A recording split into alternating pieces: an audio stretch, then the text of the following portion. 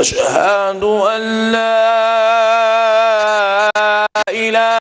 إلا الله وحده لا شريك له وأشهد أن سيدنا ونبينا ومولانا محمدا عبده ورسوله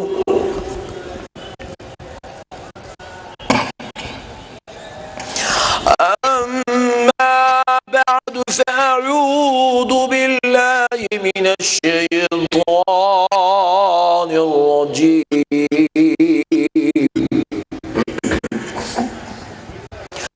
بسم الله الرحمن الرحيم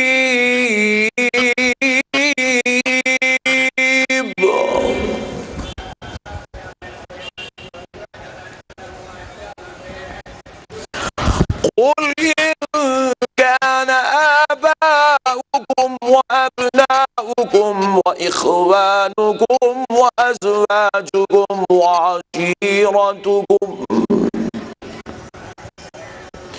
وعشيرتكم وأموال اقترفتموها وتجارة تخشون كسادها ومساكين ترضونها أحب إليكم من الله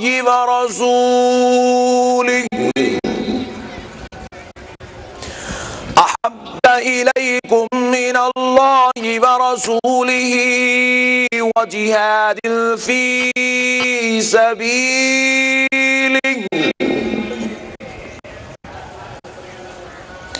فتربصوا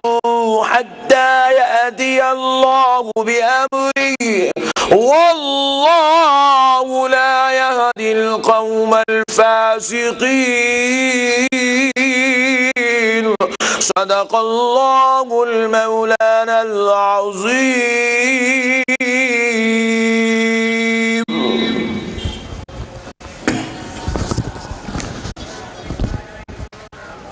محترم سامعین اکرام، معزز بزرگ حضرات اور نوجوان ساتھیوں، یہ اللہ تبارک و تعالیٰ کا نہایتی فضل اور کرم ہے اور اس کے پیارے حبیب رحمت والے آقا دونوں جہاں کے داتا شاہ و مولا صلی اللہ علیہ وآلہ وسلم کی لطف و عنایت ہے کہ آج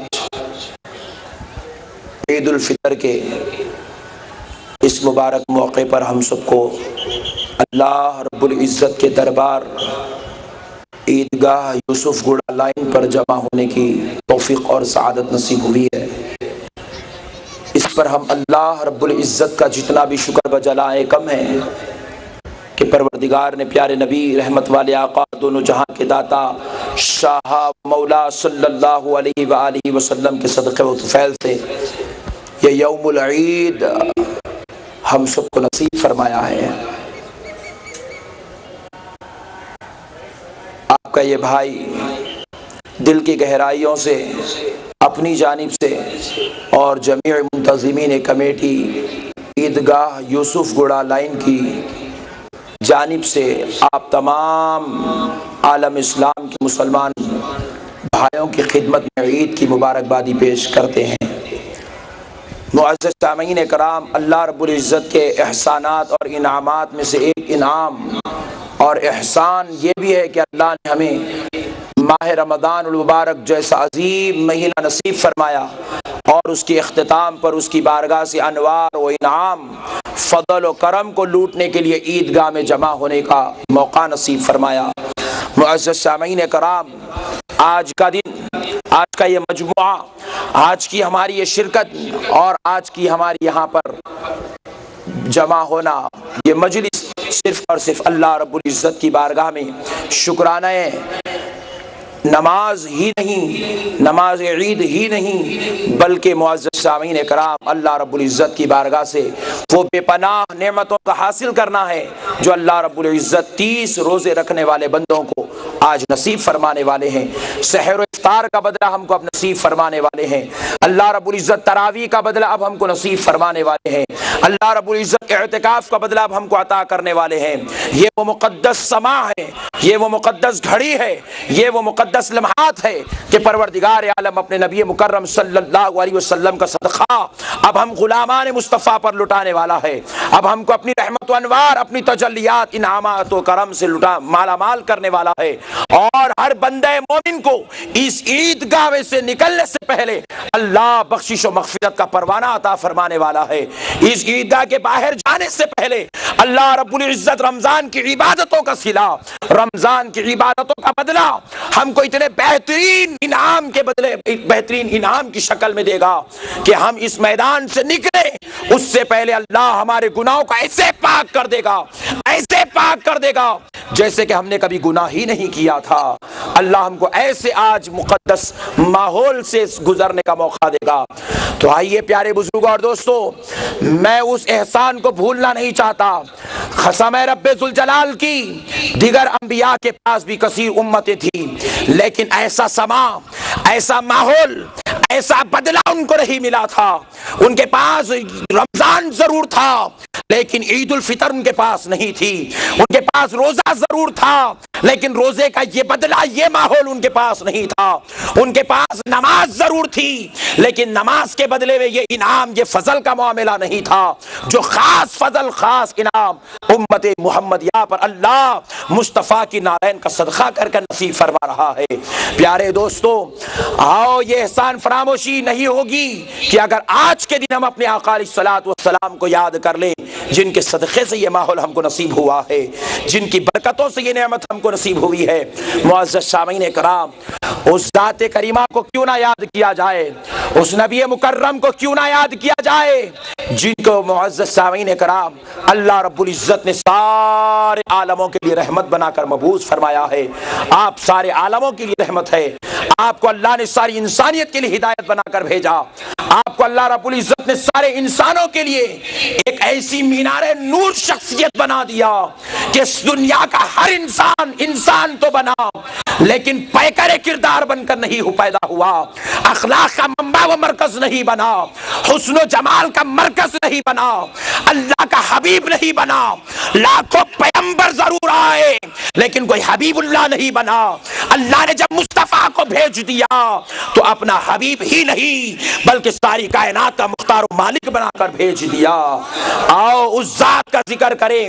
جس کو اللہ نے اپنی محبت سے مالا مال کیا ہو، بلکہ جس ذات سے محبت کرنا اللہ کی سنت ہو، بلکہ جس کا ذکر کرنا اللہ کی سنت ہو، بلکہ جس کو یاد کرنا اللہ کی سنت ہو، جس کی محبت میں تڑپنا اللہ کی سنت ہو، جس کو بار بار تکتے رہنا خدا کی سنت ہو۔ آؤ اس حبیب پاک کی محبت کا تذکرہ کرتے ہیں، کیونکہ معزز سامعین کرام، تذکرہ مصطفیٰ آج وقت کی بہت اہم ضرورت ہے۔ ذکر مصطفیٰ آج وقت کی سب سے بڑی نعمت ہے، اور عشق و محبت مصطفیٰ آج اٹھنے والے ہر فتنے کا جواب ہے، آج کے اٹھنے والے ہر گندگی کا جواب ہے، آج کے اٹھنے والے ہر شر کا جواب ہے۔ مسلمان کی ٹوٹی ہوئی صفیں، مسلمانوں کے اندر آتی ہوئی بربادی،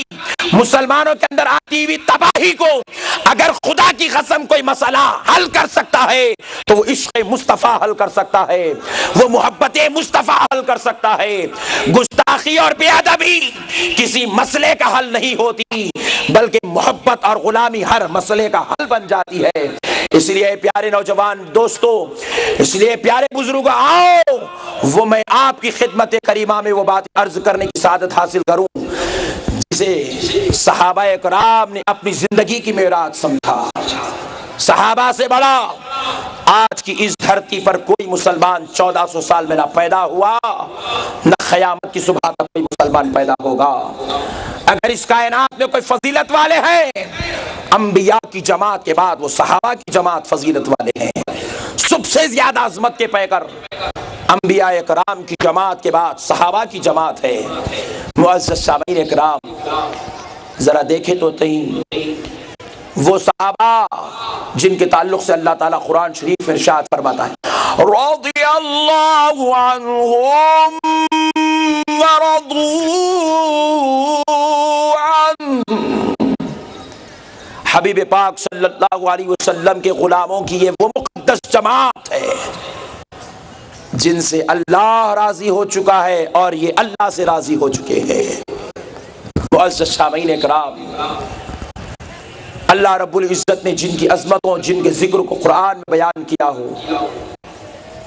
وہ صحابہ اکرام کی مقدس جماعت سوائے چند لوگوں کے امت مسلمہ کا ہر مکتبہ فکر سے تعلق رکھنے والا شخص صحابہ کی جماعت پر اتفاق، یقین اور ایمان رکھتا ہے۔ معزز سامعین اکرام، صحابہ اکرام میں سب سے بڑے جلیل القدر درجے کے صحابی حضور سیدنا ابو بکر صدیق رضی اللہ تعالیٰ عنہ ہے۔ حضرت ابو بکر صدیق رضی اللہ تعالیٰ عنہ جب نبی مکرم صلی اللہ علیہ وسلم کی عشق و محبت اور غلامی کا شکار ہوئے، آقا علیہ السلام کی وارفتگی میں ڈوب گئے، تو ابھی مسلمانوں کی بالکل ابتدائی دور تھا، مسلمان ابھی دنیا کے اندر پھیل رہے تھے، دار ارقم ان کا ملنے اور ملاقات کا مقام ہوا کرتا تھا۔ حضرت ابو بکر صدیق رضی اللہ تعالیٰ عنہ دار ارقم میں نبی پاک علیہ السلام کے ساتھ بیٹھے ہوئے، بمشکل صرف 29 مسلمان اس وقت تھے، صرف 29 مسلمان۔ حضرت ابو بکر صدیق رضی اللہ تعالیٰ عنہ نے رسول اللہ صلی اللہ علیہ وسلم سے عرض کیا، یا رسول اللہ، کب تک یہ دعوت ایمان و اسلام ہم اس طرح میدانوں میں، اس طرح ہم جو ہے غاروں میں اور گھائیوں میں بیٹھ تک کب تک ہم یہ ایمان کی بات کریں گے؟ آپ اجازت دے دیں، میں کعبے کے سامنے کھڑے ہو کر اس اسلام کے جھنڈے کو بلند کر دوں گا۔ رسول اللہ صلی اللہ علیہ وسلم نے فرمایا، ابو بکر ابھی وقت نہیں آیا، انتظار کرو،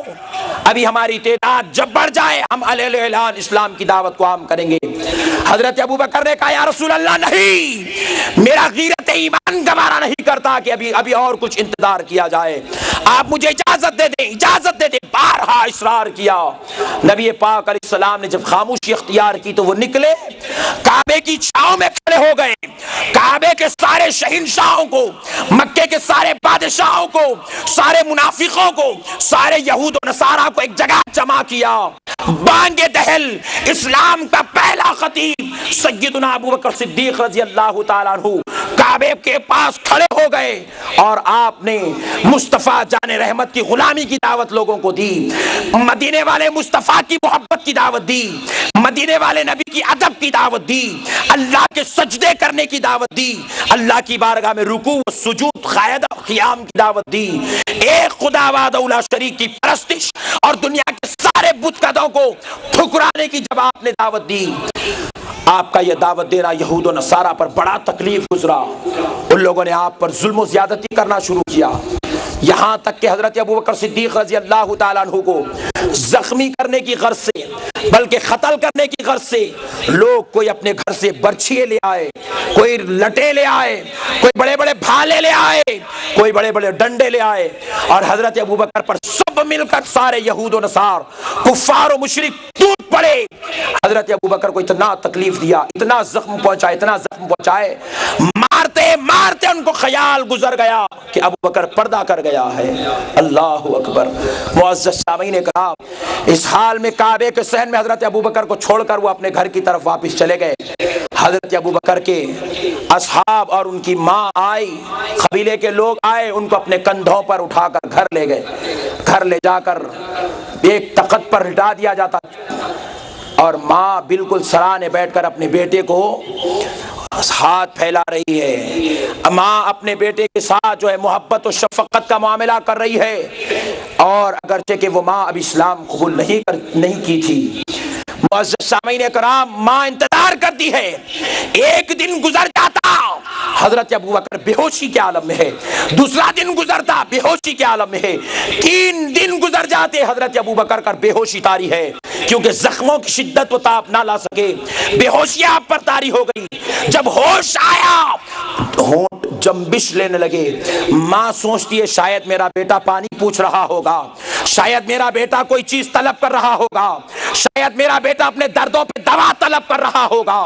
شاید میرا بیٹا چین اور اطمینان کو پکار رہا ہوگا، شاید میرا بیٹا میری ممتا کی وجہ مجھے یاد کر رہا ہوگا۔ لیکن ابو بکر کی ماں جب کان ابو بکر کے ہونٹوں پہ لگاتی ہے تو سنتی ہے اس کا بیٹا نہ چین طلب کر رہا ہے، نہ پانی طلب کر رہا ہے، نہ ماں کی خیریت پوچھ رہا ہے، بلکہ کہتا ہے ماں بتا میرے مصطفیٰ کا حال کیسا ہے، مدینے والے نبی کا حال کیسا ہے، میرے آقا علیہ السلام کس حال میں ہیں، میں ان کو چھوڑ چکا، بے ہوش ہو گیا، ماں بتا میرے نبی پاک کیسے ہیں۔ وہ کہتی ہے بیٹا میں تیرے نبی کا حال نہیں جانتی، میں یہ تک نہیں جانتی کہ وہ کہاں ہیں۔ تو کہتے ماں جا فلاں مقام پر ایک خاتون رہتی ہے، ان سے جا کر کہنا ابو بکر نے انہیں یاد کیا ہے۔ ماں جا کر حضرت عمر کی بہن حضرت ام جمیل جو اس وقت مسلمان ہو چکی تھی لیکن ابھی اپنے اسلام کا انہوں نے اعلان نہیں کیا تھا، وہ حضرت ابو بکر کے پاس ان کی والدہ کی دعوت پر آتی ہے۔ تو حضرت ابو بکر کی ماں ان سے جب لے آ کر حضرت ابو بکر سے ملاتی ہے تو وہ کہتے ہیں بہن ام جمیل ذرا بتا دو تو صحیح مدینے والے مصطفیٰ کا حال کیا ہے، میرے آقا علیہ السلام کی طبیعت کیسی ہے، میرے آقا علیہ السلام کی مزاج کیسی ہے، 3 دن ہو گئے میں نے مصطفیٰ کا چہرہ نہیں دیکھا، بس ہوش میں اس لیے آیا ہوں دیدار مصطفیٰ نصیب ہو جائے، محبت مصطفیٰ کے ساتھ دیدار مصطفیٰ نصیب ہو جائے۔ معزز سامعین اکرام حضرت ام جمیل فرماتی ہیں بھائی آپ میرے کندھے پر ہاتھ رکھیں، ایک ہاتھ ماں کے کندھے پر رکھیں، اس طریقے سے آپ کو پیروں کے بل گھسیٹتا ہوا کیونکہ زخم اتنے شدت سے تھے کہ آپ کے پیر اٹھ نہیں سک رہے تھے، کندھوں پہ ڈال کر آپ کو رسول اللہ کے دربار دار ارقم میں لے جایا گیا۔ نبی پاک صلی اللہ علیہ وآلہ وسلم نے جیسے ہی حضرت ابو بکر کو دیکھا اپنے سینے سے لگا لیا، آقا علیہ السلام کی چشمان کریمہ سے آنسوئے مبارکہ بہنے لگے، آقا علیہ السلام نے حضرت ابو بکر کو اپنے سینے سے لگا لیا، حضرت ابو بکر زار و خطار روتے ہیں، قسم رب ذوالجلال کی میرا جسم کٹ گیا، مجھے اتنی تکلیف نہیں ہوئی، 3 دن سے مصطفیٰ سے دور ہوں تو جتنی تکلیف محسوس کر رہا ہوں، مصطفیٰ سے دور ہوں تو جتنا درد ہو رہا ہے۔ معزز سامعین کرام نبی پاک نے کہا ابو بکر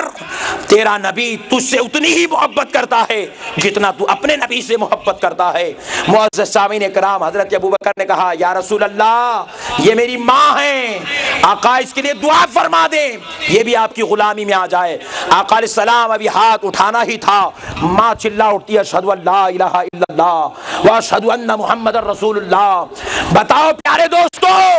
کیا اتنی محبت کرنا کہیں قرآن میں لکھا ہوا ہے؟ کیا مصطفیٰ سے اتنی محبت کرنا کسی حدیث میں لکھا ہوا ہے؟ ارے یہ تو اس وقت کی بات ہو رہی ہے، نہ تو ابھی قرآن کا نزول ہوا، نہ تو ابھی حدیثوں کی انبار جمع ہوئی، ارے یہ تو اس وقت کی بات ہو رہی ہے، نہ ابھی کوئی منطق بیان کرنے والا پیدا ہوا، نہ کوئی فلسفی پیدا ہوا، ارے یہ تو اس وقت کی بات ہے جب غار میں ایک یار اپنے یار کو دیکھ رہا تھا، ایک غلام اپنے آقا کو دیکھ رہا تھا، آقا اپنے غلاموں کی تربیت کر رہا تھا، یہ اس وقت کی بات ہے۔ معزز سامعین کرام غور کیجئے گا حضرت سیدنا ابو بکر صدیق رضی اللہ تعالیٰ عنہ نے نبی پاک صلی اللہ علیہ وسلم کی عشق میں وابستگی میں ڈوب کر بتا دیا دنیا والوں سنو نماز کا حکم بعد میں آئے گا، روزے کا حکم بعد میں آئے گا، حج کا حکم بعد میں آئے گا، زکوٰۃ کا حکم بعد میں آئے گا، تراویح کے مسئلے بعد میں بنیں گے، زکوٰۃ کے مسئلے بعد میں بنیں گے، عشق مصطفیٰ کا مسئلہ ہر مسئلے کا باپ بن کر پیدا ہو چکا ہے۔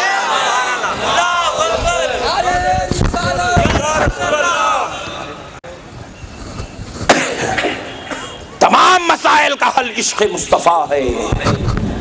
معزز سامعین اکرام یاد رکھیں میرے پیارے آقا رحمت والے نبی دونوں جہاں کے داتا شاہ و مولا صلی اللہ علیہ وسلم کے دربار بے کس پناہ میں ایک صحابی آئے، آ کر حضور اپنے حجرے شریف سے باہر نکل رہے تھے،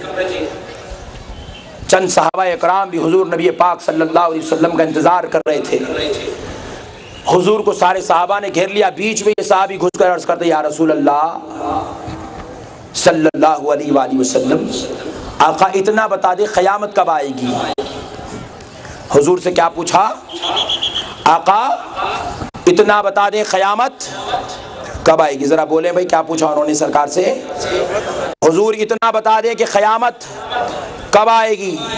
قربان جائے نبی مکرم رحمت والے آقا، دونوں جہاں کے داتا شاہ و مولا صلی اللہ تعالی علیہ وسلم نے ارشاد فرمایا، اے صحابی کیا تو نے قیامت کے لیے تیاری کر لی ہے؟ اللہ اللہ، سرکار نے پوچھا کیا تم نے قیامت کے لیے تیاری کر لی ہے؟ نبی پاک صلی اللہ تعالی علیہ وسلم کے وہ غلام نے عرض کیا، یا رسول اللہ قسم رب ذوالجلال کی میں نے قیامت کے لیے کوئی تیاری نہیں کی ہے، نہ میرے پاس نماز ہے نہ میرے پاس روزوں کا عمل ہے۔ یہ عاجزی کی بات ہے، حالانکہ ان کے پاس تو نماز تھی، روزہ تھا، سب تھا، لیکن سب کچھ کرنے کے بعد وہ عمل کو مرکز معیار ایمان نہیں سمجھتے تھے، وہ عمل کو نجات کا ذریعہ نہیں سمجھتے تھے، وہ عمل کو سبب مغفرت نہیں سمجھتے تھے۔ گرچہ کہ عمل سبب مغفرت ہے، گرچہ کہ عمل نجات کا ذریعہ ہے،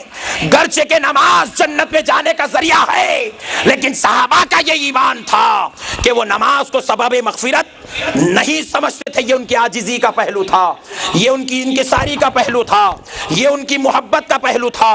وہ صحابی نے عرض کیا، یا رسول اللہ میرے پاس بے شک،